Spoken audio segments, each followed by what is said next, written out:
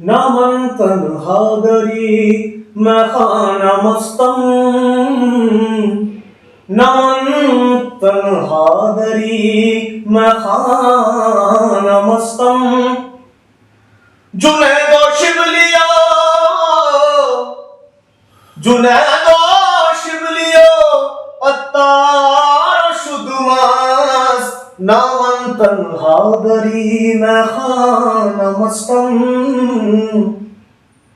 نہ من تنہا دری میں خانہ مستم،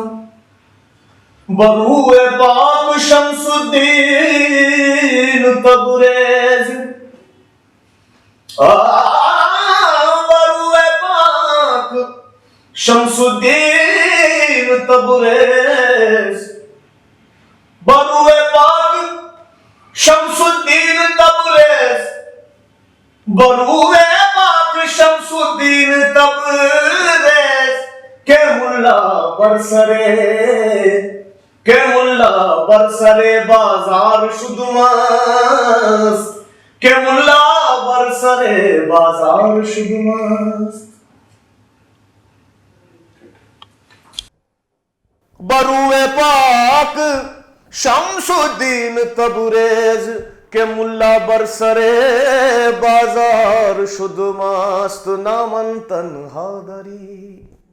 کہ میں اکیلا نہیں ہوں جو اس میخانے میں داخل ہو کے پی رہا ہوں اور ڈرنک ہو گیا ہوں، مست ہو گیا ہوں، بلکہ بڑے بڑے عالم، بڑے بڑے دگج جیسے کہ حضرت جنید بغدادی رحمۃ اللہ علیہ،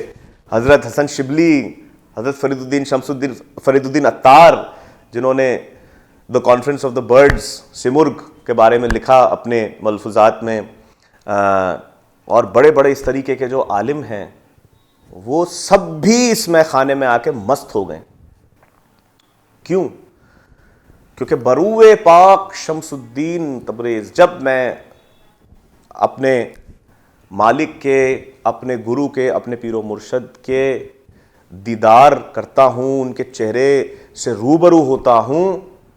کہ ملا بر سرے بازار شد مست، تو پھر تو میں بالکل اوپنلی، پبلکلی وہ مائے عرفان میں نے ایسی پی لی ہے کہ اس کا اثر میرے تخیل پہ اس طریقے سے چھا گیا ہے کہ میں اب سرے بازار مست پھر رہا ہوں اپنے گرو کی تلاش میں، اپنے گرو کا نام لیوا بن گیا ہوں. یہ فرماتے ہیں مولانا رومی.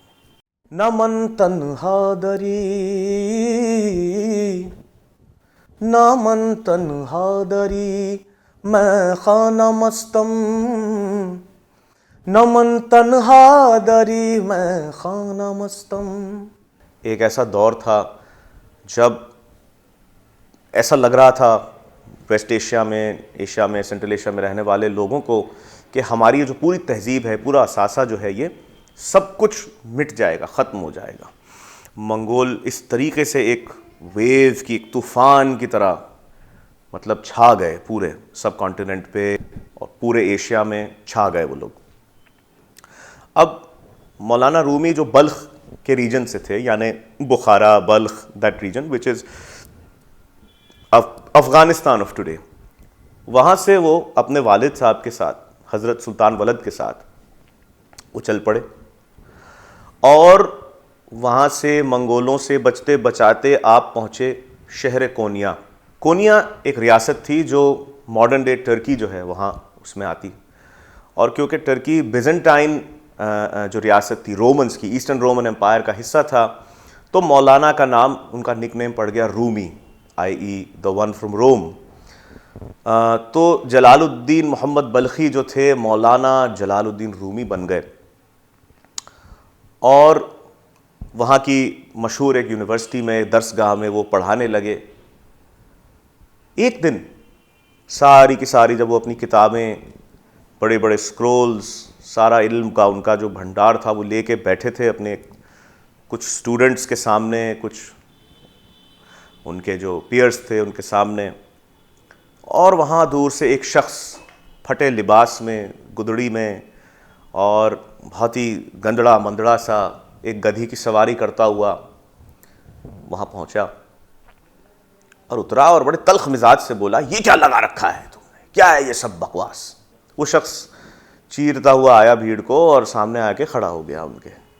اور کھڑا ہو کے بولا آپ یہ سب کیا ہے, کیا کر رہے ہیں؟ بولے پڑھے لکھے ہو, تمہاری تھوڑی سمجھ میں یہ سب آئے گا. مولانا مخاطب ہوئے اس شخص سے, چلو چلتے بنو, پاگل ہو, پاگل نظر آتے ہو. بولے ہاں میں ہوں پاگل, اور اگر یہ سب میری سمجھ میں نہیں آتا تو یہ کس کام کا ہے میرے, یہ ساری تمہاری کتابیں, یہ تمہارا پورا علم مجھے تو سمجھ نہیں آتا ہے میرے کس کام کا ہے, تو جو میرے کام کا نہیں ہے اس کی مجھے کیا ضرورت. اور انہوں نے وہ سب کا سب اٹھا کر پورا کا پورا وہ کتابیں, وہ سکرولز, وہ ڈائریاں سب کی سب اٹھا کے, ساتھ میں ایک چھوٹا سا فاؤنٹن تھا, ایک اورنیٹ سا فاؤنٹن, اس میں پھینک دیا. اور مولانا واز اگھاسٹ, سر پکڑ کے بیٹھ گئے کہ آپ نے میرا پورا کا پورا زندگی کا میرا کام آپ نے اٹھا کے پھینک دیا.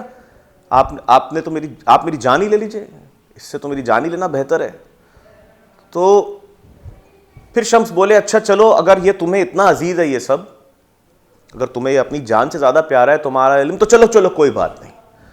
انہوں نے ان کتابوں کو یوں اشارہ کیا اور وہ ساری کی ساری کتابیں واپس آن کے وہیں جیسی تھی ویسی سج گئیں. اس کے بعد بھیڑ میں تو ہاکار ہو گیا, اور مولانا حضرت شمس کی طرف دیکھ کے بولے حضرت یہ کیا ہے؟ تو حضرت شمس بولے بیٹا یہ وہ چیز ہے جو تمہاری سمجھ سے پرے ہے, یہ وہ چیز ہے جو تمہاری سمجھ میں نہیں آئے گی, تم رہنے دو. ہی ریلائزڈ کہ ایک لارجر جو سورس ہے اس سے وہ کٹے ہوئے تھے, اور اس سورس میں جب ان کو ایک رستہ اندر جانے کا نظر آیا تو وہ خوشی سے پھولے نہ سمائے اپنے پیر و مرشد کے ساتھ, اور پھر وہ کچھ یوں بیان کرنے لگے. نہ من تنہا دری,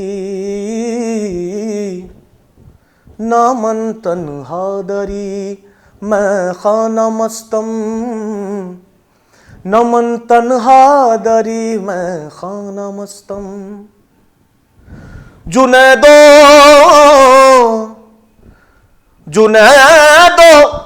شبلی و عطار و شد مست, نہ من تنہا دری میں خانہ مستم.